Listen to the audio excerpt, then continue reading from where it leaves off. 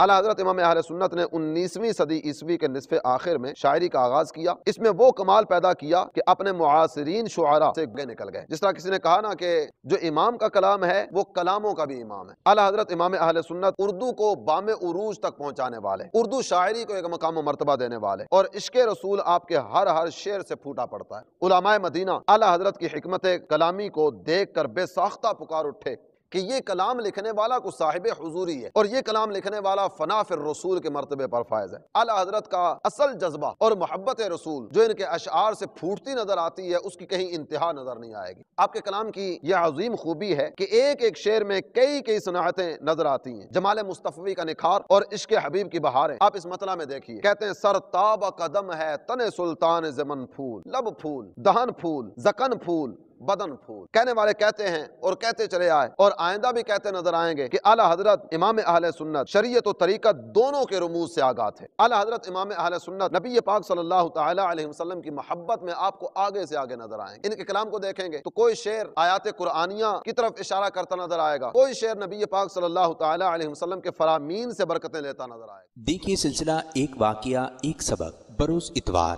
مدینہ منورہ میں دوپہر 4:15 بجے اور پاکستان میں رات 6:15 بجے مدنی چینل پر. صلو علی الحبیب صلی اللہ تعالی علی محمد. مجھے اپنی اور ساری دنیا کے لوگوں کی اصلاح کی کوشش کرنی ہے انشاءاللہ.